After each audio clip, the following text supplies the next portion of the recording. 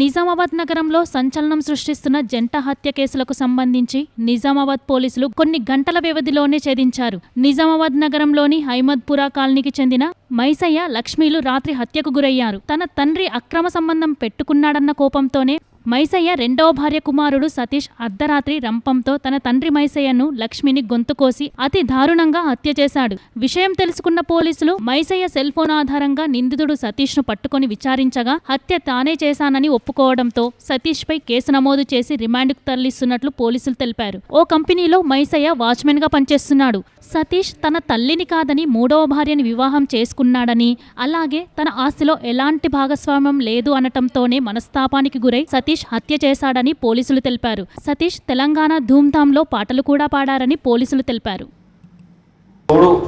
రాత్రి అహ్మద్పురా కాలనీ ఏక్ మినార్ మస్జిద్ దగ్గరే 2 town police station పరిధిలో ఒక డబల్ మర్డర్ జరిగింది.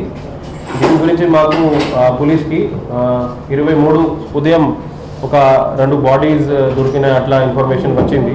పోలీస్ ఇన్వెస్టిగేషన్లో ఫస్ట్ డిసీజ్ పర్సన్స్ పేరు Repani Maisaiah, son of late Narayana, 60 years, సుమారు 60 years, watchman working in Ahmedpura colony Nizamabad. తర్వాత ఇంకా ఆ లేడీ పేరు Shrimati Gandham Gangu alias Lakshmi, wife of Maisaiah, అది తెలిసింది.